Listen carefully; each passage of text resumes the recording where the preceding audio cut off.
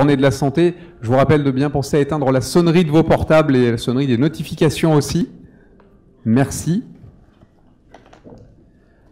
La 5e conférence de cette journée de la santé va donc traiter du parcours de vie et de santé de la personne âgée du domicile à l'institution. Cette conférence va être animée par Pierre-Yves Guillavarche, le directeur général du groupe ACPPA, le docteur Bernard Brichon, directeur de l'innovation d'ACPPA, et Denis Baudard, directeur d'exploitation d'ACPPA.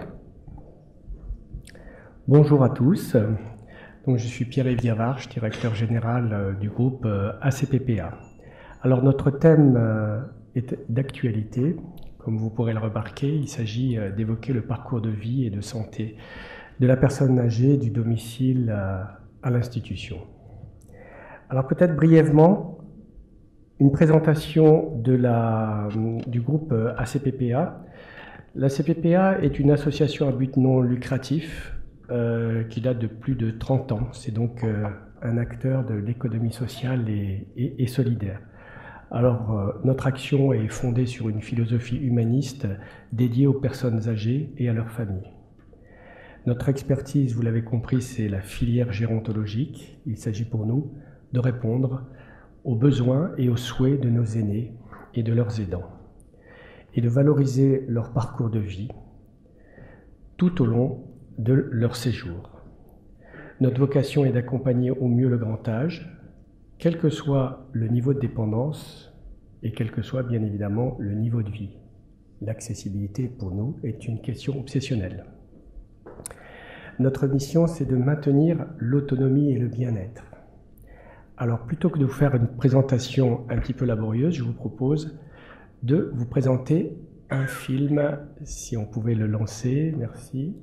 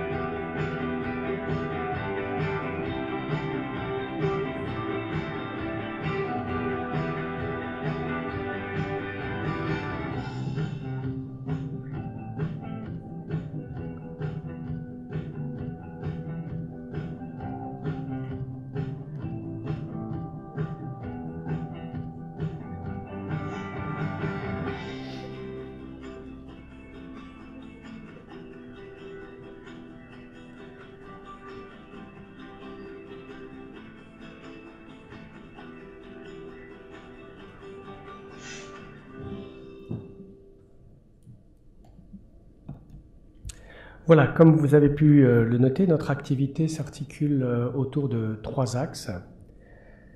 Une activité d'accueil et d'accompagnement de la personne âgée. Alors, quelques éléments d'explication que vous verrez développer ultérieurement. Pour les personnes âgées dépendantes, on parle de maisons de retraite médicalisées, des EHPAD, parfois d'unités de soins longue durée. Pour les personnes âgées autonomes, on parlera de services d'aide et de soins à domicile, c'est le logo Résidom que vous avez pu noter, de résidence autonomie ou de résidence service. Ceci dépend en fait du type d'hébergement. Mais nous avons, comme vous avez pu le noter, une autre activité, une activité de formation. Il s'agit pour nous de renforcer les compétences et l'engagement des milliers de personnes au service de la personne âgée, que ce soit le groupe ACPPA ou hors du groupe ACPPA, et c'est tout le rôle du pôle formation santé. Nous avons aussi une activité plus réduite de conseil et d'accompagnement.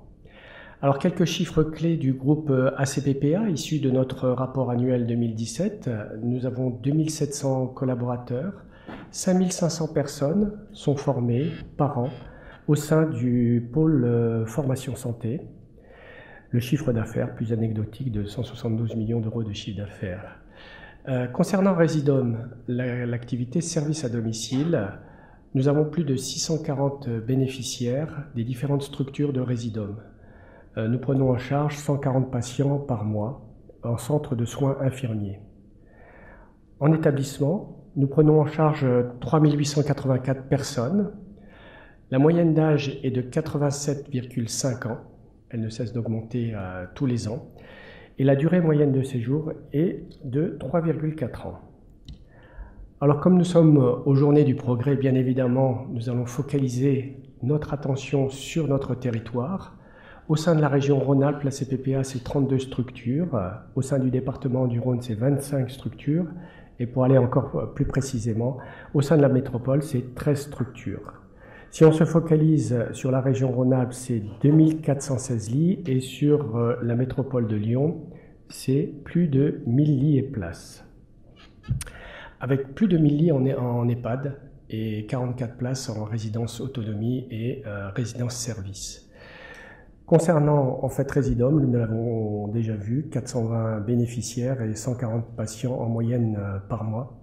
Et nous disposons aujourd'hui de 6 structures de type SIAD et 2 structures de type ESAD. Alors aujourd'hui, le thème que nous allons aborder est fortement médiatisé. Nombreux sont les intervenants qui prennent la parole autour bien évidemment, de la prise en charge de la personne âgée. Tout le monde est légitime dans ce débat, que l'on soit ministre de la Santé, parlementaire, syndicaliste, salarié, et bien évidemment, quand on est une personne âgée ou un aidant, on a toute sa légitimité dans ce débat citoyen.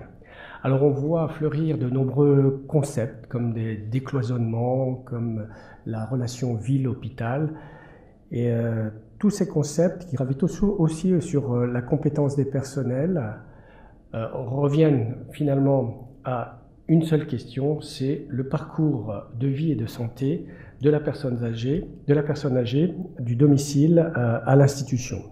Et je vais passer la parole au docteur Bernard Brichon, qui est directeur de l'innovation au sein du groupe ACPPA.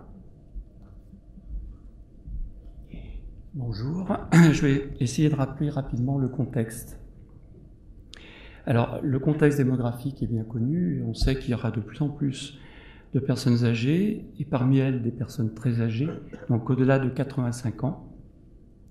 Malheureusement, un nombre aussi plus important de ces personnes vont présenter un degré de handicap plus ou moins important, qu'il soit psychique ou physique, et donc auront besoin d'aide plus ou moins importante.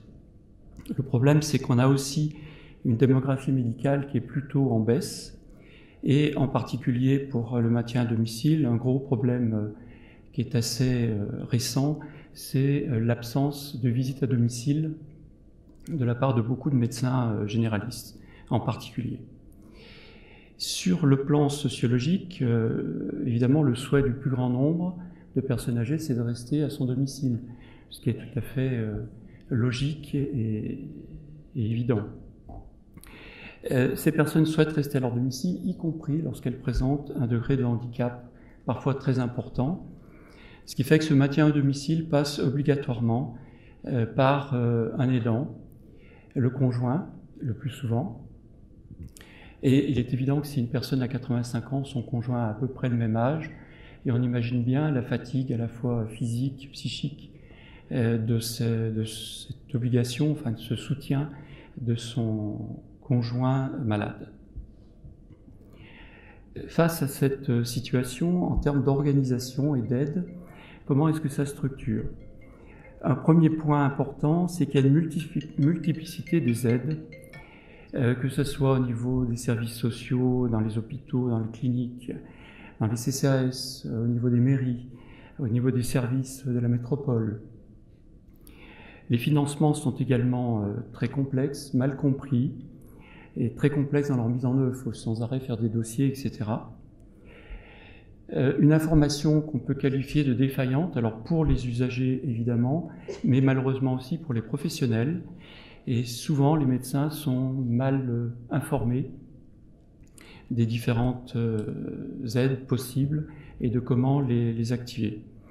Et puis enfin, au niveau des services qui existent, donc qui apportent leur aide, on a trop souvent un fonctionnement en silo des dispositifs existants avec une insuffisance de coordination et des difficultés pour transférer les différentes informations.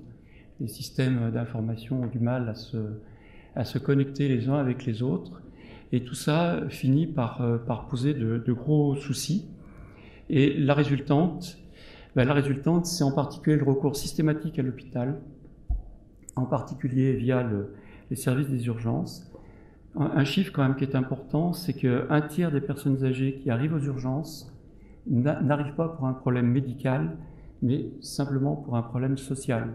C'est-à-dire que toute la chaîne en antériorité a été complètement défaillante, et la seule solution qui a été trouvée, c'est d'envoyer ces personnes au service des urgences, d'où l'embolisation des urgences. Bon, ça, suffit de regarder les journaux et d'ouvrir son poste de télé, on entend ça tous les jours.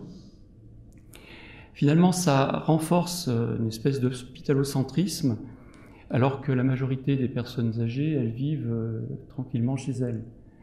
Donc c'est pas très logique que l'hôpital soit amené à gérer 90% des cas, alors que l'immense majorité devrait être traitée au niveau du domicile ou du médico-social. Ce qui arrive aussi souvent, cette absence d'anticipation conduit à des ruptures brutales, souvent le vendredi soir, parce qu'il y a un petit événement supplémentaire, et c'est fini, tout le dispositif s'écroule, et la personne se retrouve aux urgences, et à partir de là, c'est l'entrée dans le circuit classique, urgence, service de court séjour, soins de suite, et à la sortie, 1 mois ou 2 mois plus tard, c'est l'entrée en institution, alors que de temps en temps, et souvent même, un renforcement ou une bonne anticipation aurait permis d'éviter ce départ du domicile. C'est l'épuisement des aidants. Là aussi, il y a de nombreuses études qui montrent que malheureusement, c'est souvent l'aidant âgé qui décède avant la personne dépendante, justement épuisé par la charge à la fois physique et psychique. C'est ensuite la multiplication des allers-retours entre le domicile et l'hôpital, et donc au final un coût humain très lourd pour la personne âgée, pour ses aidants, et puis un coût financier très lourd pour l'assurance maladie. Voilà, c'est pour cette raison, pour toutes ces raisons, que le groupe ACPPA a essayé depuis plusieurs mois maintenant, voire années, de mener une réflexion pour essayer de trouver des solutions pour éviter un petit peu ces cercles vicieux. Voilà, je vais passer la parole à Denis Baudard qui va vous expliquer tout ce qu'on fait. Merci docteur. Bonjour à tous et à toutes. Donc, vous l'avez compris, notre association gère un certain nombre de dispositifs en établissement et à domicile, avec différentes étapes de la vie d'une personne âgée. C'est pour ça qu'on parle de parcours, et le docteur Bréchon parlait tout à l'heure d'un enchaînement avec différents incidents qui peuvent se porter sur ce parcours de vie. Et nous sommes confrontés tous les jours à ces incidents, à ces ruptures. Et il est très important pour nous de pouvoir répondre à ces besoins, et nous tentons à développer avec des partenaires sur un territoire un certain nombre de solutions dont on va vous donner quelques illustrations cet après-midi. La priorité à la prévention, c'est un axe vraiment majeur, c'est notre axe d'action au quotidien. On pourrait penser qu'on est plutôt dans l'acte, dans le soin certes, mais on est avant tout dans un esprit de prévention. Une personne âgée en perte d'autonomie a de multiples besoins au titre de ce que l'on peut appeler le parcours de vie, parcours de santé et parcours de soins. De multiples soins selon le niveau de dépendance et de pathologie antérieure, de multiples besoins de santé et de bien-être. Et avant tout, moi je préfère considérer la notion de parcours de vie parce qu'il s'agit bien de la vie d'une personne, dans sa globalité, dans son histoire, dans ses goûts, dans son environnement familier, dans ce qu'il y a là de plus cher au monde, c'est-à-dire son entourage, et tout ce qui peut porter, je dirais, atteinte à cette intégrité, provoque de nombreuses ruptures dans le parcours de vie de la personne âgée, et nous y sommes particulièrement attentifs dans notre association. Et notre projet associatif porte avant tout sur le maintien de ce lien social. Bien sûr, nous avons un métier de plus en plus technique, de plus en plus compliqué à coordonner, très ouvert sur l'extérieur, donc c'est pas toujours évident non plus, c'est aussi un nouvel apprentissage de pouvoir travailler hors les murs. Et nous sommes particulièrement attachés à cet accompagnement global. On parlait tout à l'heure, Dr Brichon parlait de silos, de séquences, sans doute imprévues, ça c'est sûr, et souvent mal coordonnées. Et nous sommes attachés à pouvoir considérer une personne, encore une fois, dans sa globalité de vie, en pouvant apporter des réponses adaptées dans son parcours de vie, dans son histoire, des accidents de santé ou des accidents d'isolement social, la perte de son conjoint ou l'éloignement des enfants. Donc nous sommes en construction, hein, c'est un élément non pas nouveau, mais on progresse avec ces demandes de besoins, et puis aussi cette demande importante au vu de la population âgée, notamment sur la métropole de Lyon et le Rhône. Réduire, maîtriser les risques, c'est bien sûr lié à cette politique de prévention. Les risques de fragilité, donc la perte d'autonomie, l'isolement, j'en parlais tout à l'heure, c'est un point très important en termes de fragilité pour une personne âgée, souvent à domicile, qui a plutôt tendance à s'isoler, à se couper du monde, comme on dit, et pour laquelle le lien, le plus souvent maintenant, ce sont des intervenants de maintien à domicile. Donc nous sommes intervenants à domicile au titre de l'aide et du soin à domicile. Donc le soin à domicile, c'est ce que l'on a pu vous présenter tout à l'heure, le SIAD, le service de soins et d'aide à domicile. Les ruptures, bien évidemment, le plus souvent, c'est un accident de santé. Dr Brichon vous indiquait tout à l'heure tout ce qui pouvait comporter comme difficulté une hospitalisation, souvent non programmée, souvent en urgence. Et les composantes clés de ce parcours de vie, pour nous, c'est avant tout, encore une fois, le lien social. C'est la composante essentielle de l'histoire d'une personne dans son environnement familier. De plus en plus, le rôle des aidants, c'est une population, je dirais, intervenante, non encore tellement bien identifiée, bien que la loi dernièrement pour le vieillissement les a mis un peu plus en avant, à valoriser ce rôle. C'est un enjeu majeur d'aider les aidants, de pouvoir considérer un rôle de proximité bien entendu et de continuité. Beaucoup de ruptures sont liées aussi à l'indisponibilité de l'aidant ou des aidants. Donc nous avons aussi à cœur de pouvoir accompagner la personne dans cette globalité avec son entourage familier, avec l'aidant proche. Les aidants sont de plus en plus confrontés à des problèmes de gestion administrative, des problèmes de gestion, de coordination d'intervenants libéraux aussi à domicile. Donc nous sommes très attentifs à pouvoir apporter des solutions, à pouvoir apporter des solutions de formation également auprès des aidants à domicile. Donc des informations aussi de la coordination et de l'orientation, parce que c'est vrai que le paysage, je dirais, d'accès à des différents recours de soins, de santé, de séjour en institution, c'est quand même pas évident. Donc nous, on baigne dedans au quotidien, on sait de quoi on parle, mais c'est vrai que pour les familles, c'est extrêmement compliqué de se retrouver à faire des choix, souvent malheureusement des choix en urgence. Donc nous avons valorisé l'importance capitale de cette prévention, de l'orientation du conseil en amont et d'anticipation des prochaines étapes sur ce parcours de vie en fonction des problèmes de santé ou de dépendance qui peuvent arriver.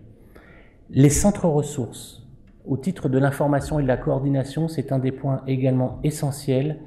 Nous considérons à travers l'ensemble de nos établissements que nous avons à disposition du public sur un territoire, sur un quartier donné, un centre de ressources ouvert sur l'extérieur, un centre d'information, de coordination et de lien principalement avec le domicile.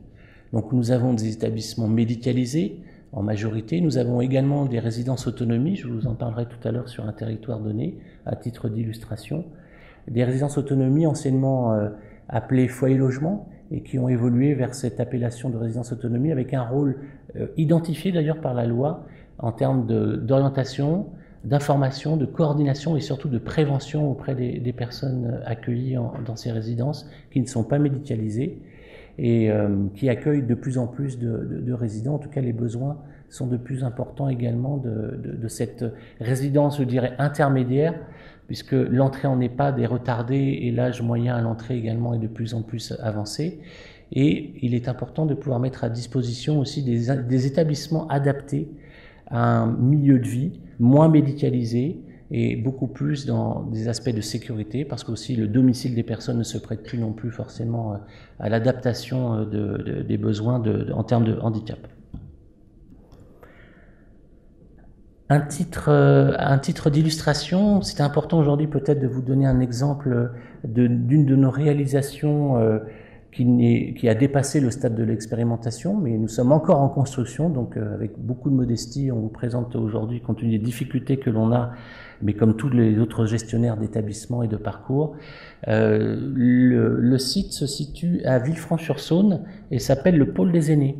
Donc nous avons un ensemble de dispositifs ouverts sur le territoire de Caladois, donc de Villefranche-sur-Saône, avec une antenne de notre activité de domicile au titre de centre de soins infirmiers, donc des infirmières qui interviennent à domicile des personnes, principalement personnes âgées bien entendu, un service d'accueil de jour qui permet d'accueillir donc en journée des bénéficiaires en fait et qui sont bien sûr à leur domicile 2 à 3 fois par semaine. Donc c'est aussi une solution de répit pour les aidants, de pouvoir souffler, je dirais, pour les aidants, de pouvoir avoir d'autres activités. Ça, c'est un lien social très fort, très important. C'est notre lien de l'établissement, puisque l'accueil de jour se situe plutôt en établissement avec le domicile. 2 résidences autonomie, donc je vous parlais tout à l'heure de l'importance aussi maintenant dans ce parcours des résidences autonomie, avant l'entrée en établissement plus médicalisé. Un foyer d'accueil médicalisé pour une partie de population présentant des troubles liés à des handicaps. Et donc 3 établissements pour personnes âgées dépendantes, des EHPAD, des maisons de retraite médicalisées, avec un certain nombre de lits, et puis surtout de l'hébergement temporaire. Ça, c'est aussi un dispositif d'aide aux aidants, de répit, qui est très important et qui est souvent mal connu, de pouvoir offrir à des moments de l'année, pour diverses raisons, une hospitalisation de l'aidant ou des vacances qui sont nécessaires, voilà, le temps de souffler, encore une fois, de reconstituer de l'énergie. Nous accueillons des personnes âgées dépendantes pendant quelques jours, quelques semaines plutôt, 1 à 2 fois dans l'année, ça dépend vraiment des besoins. Nous avons aussi une offre un peu plus ciblée sur les résidents présentant des troubles de la maladie Alzheimer et troubles cognitifs, donc une offre d'accompagnement gradué dans ce même pôle des aînés, avec donc ce dispositif d'accueil de jour, d'hébergement temporaire, un pôle d'activité de soins, d'accueil et de soins adaptés au sein d'un établissement EHPAD et une unité spécialisée.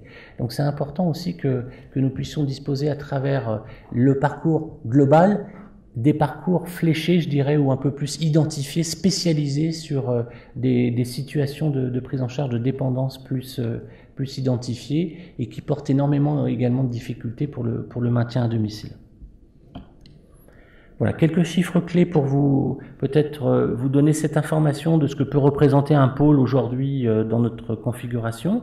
Donc nous accueillons 300 personnes âgées en établissement et nous prenons en charge une centaine de bénéficiaires à domicile à travers le centre de soins infirmiers. Nous avons environ 140 salariés temps plein, donc 160, 170 personnes qui travaillent au quotidien en établissement et à domicile auprès des bénéficiaires et des personnes âgées. La gestion d'un parcours ne se fait pas qu'entre nous, hein, vous l'avez compris, c'est impossible. Donc nous sommes très en lien avec notre territoire, avec les différents quartiers, les différents acteurs. Donc le maintien à domicile, c'est un point essentiel. Dr Bréchon le disait tout à l'heure, la volonté, la priorité, c'est que la personne puisse vivre le plus longtemps possible dans de bonnes conditions, dans son chez-soi, dans l'environnement familier qu'il a connu ou qu'elle a connu depuis des années. Donc nous travaillons avec un certain nombre de dispositifs, principalement associatifs d'ailleurs, de maintien à domicile, au travers les différentes associations qui vous sont présentées ici, Restez chez soi, un SIAD et puis des associations de l'UNA. Nous travaillons également, bien entendu, et en amont également avec toute la partie sanitaire, donc l'hôpital de Villefranche, la filière gérontologique de l'hôpital de Villefranche, la hotline gériatrique, l'équipe mobile de gériatrie, le centre gérontopsychiatrique de l'Ouest lyonnais, l'hospitalisation à domicile et les consultations mémoire qui sont souvent aussi un premier temps d'orientation vers un accueil de jour. Voilà, donc vous voyez une multiplicité d'intervenants avec qui nous devons nécessairement, pour le bien-être des personnes et des aidants, travailler au quotidien en coordination, avec des moyens qui sont différents, puisque les objets et les missions de chacun sont différents.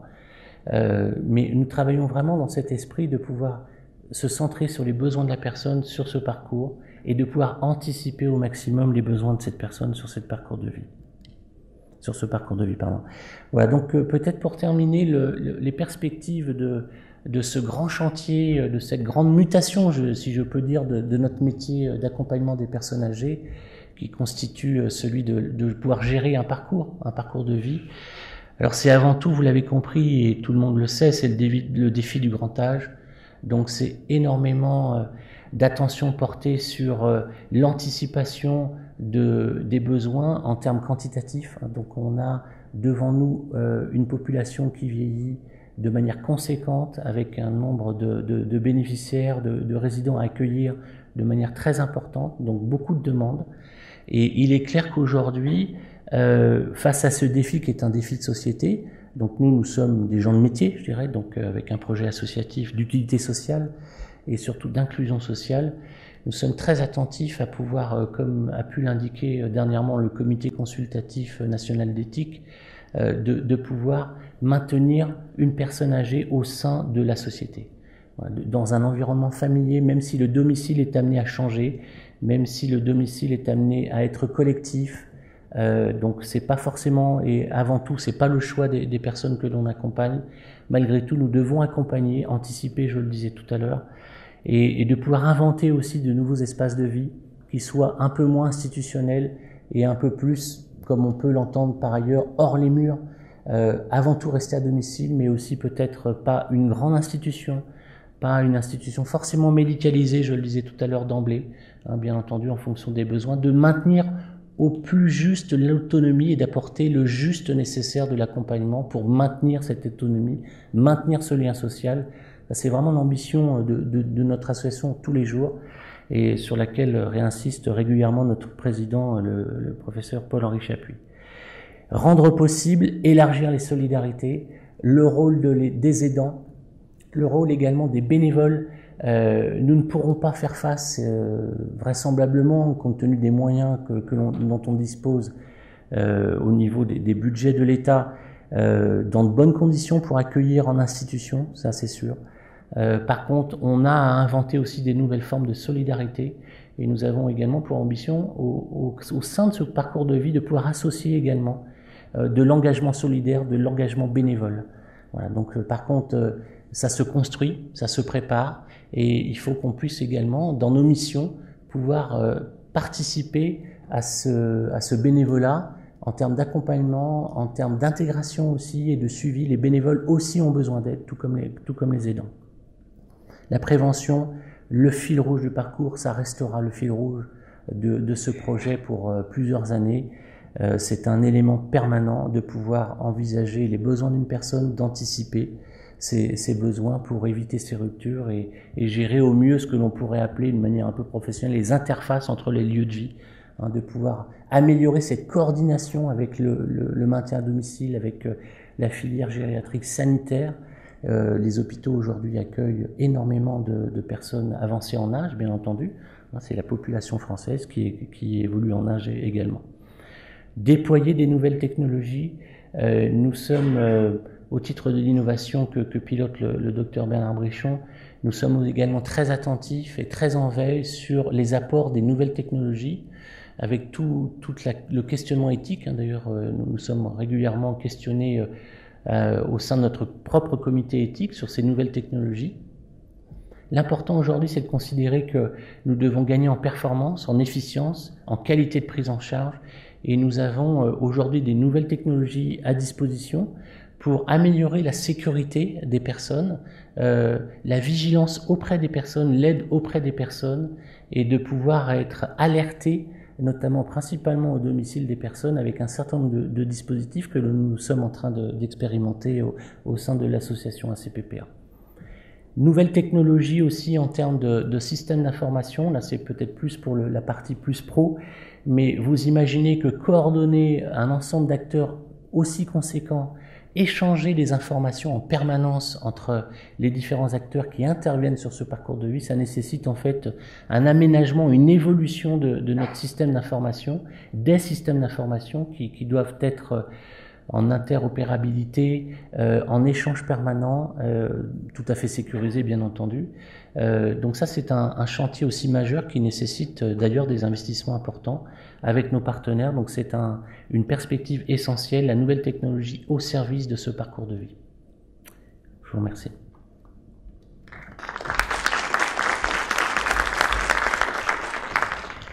Alors nous aurons le temps de prendre une ou deux questions. Qui souhaite interroger les conférenciers?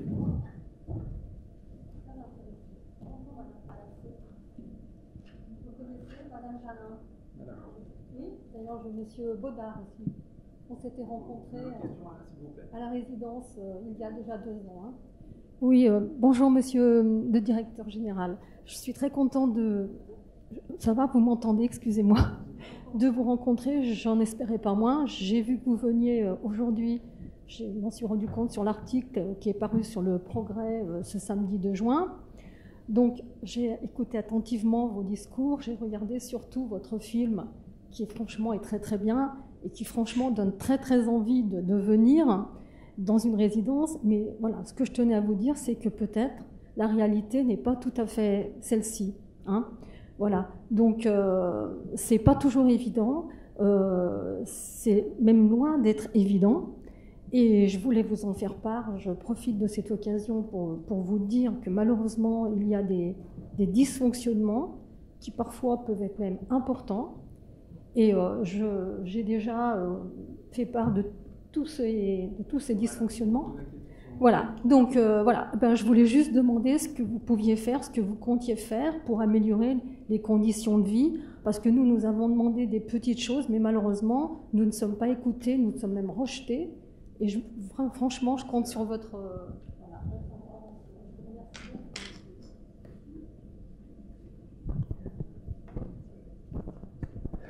Oui, alors bien évidemment, comme ça a été dit, nous avons pour vocation de nous améliorer au quotidien et de dédier notre action au quotidien à la personne âgée et aux aidants.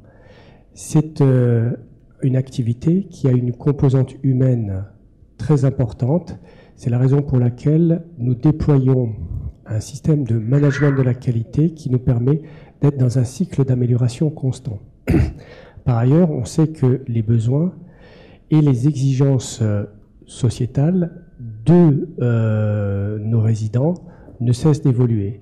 Et nous engageons effectivement à travers une politique de management de la qualité, d'innovation, une politique médicale qui a vocation aussi à aborder tous les besoins sanitaires de nos personnes âgées, de nos résidents, et comme l'a dit Monsieur Baudard, d'être très axé sur le lien social et l'intégration sociale des personnes âgées au sein de nos résidences. Donc, nous n'avons pas du tout, je crois que ça a été clair dans notre discours, une prétention à la perfection.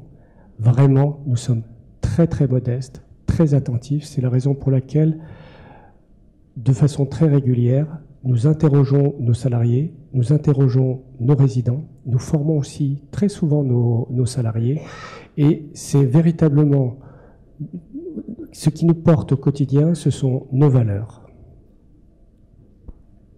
Est-ce que quelqu'un a une autre question ?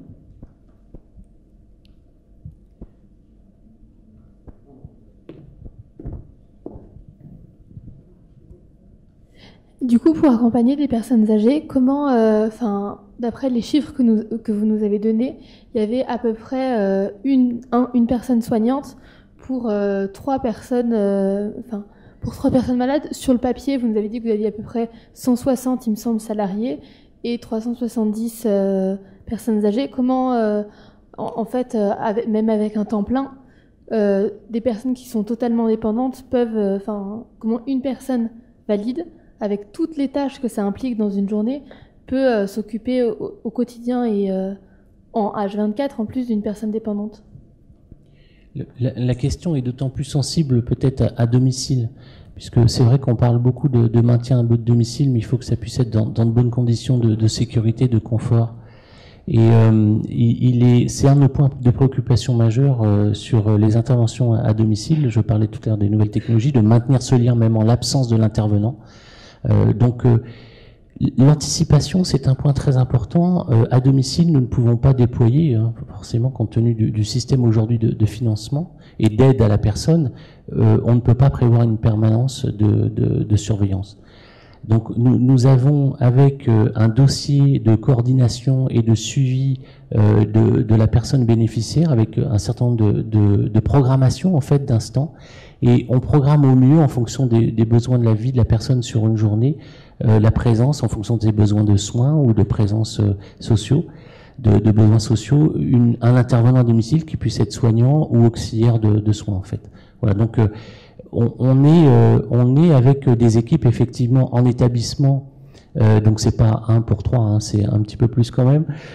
Donc nous sommes aujourd'hui dans un encadrement H24, hein, donc de fonctionnement continu d'encadrement, de présence des personnels auprès des résidents, à travers différents moments dans la journée en fait. Et c'est vrai que les moments sont plus ou moins denses dans la journée, et nous adaptons en fait les effectifs nécessairement en fonction des besoins de la personne, et notamment en fonction des besoins liés à la vie sociale et à la présence, on l'a vu tout à l'heure avec le pôle de soins adaptés, des activités d'animation et de vie sociale et d'ouverture sur l'extérieur. Un dernier point, c'est que cette question est aujourd'hui une question centrale, au centre des débats, et il suffit d'écouter les médias pour savoir que les effectifs autour du résident sont une question clé. Il y a un certain nombre de choses qui ont été annoncées dans le cadre d'une feuille de route. De façon graduelle, certaines priorités ont déjà été énoncées, et notamment l'encadrement de nuit au sein des résidences, qui est effectivement un point sur lequel nous souhaitons progresser rapidement et sur lequel nous avons eu un certain nombre d'ouvertures. Merci messieurs. On va passer directement à la conférence suivante, qui traite de la prévention des cancers de la femme.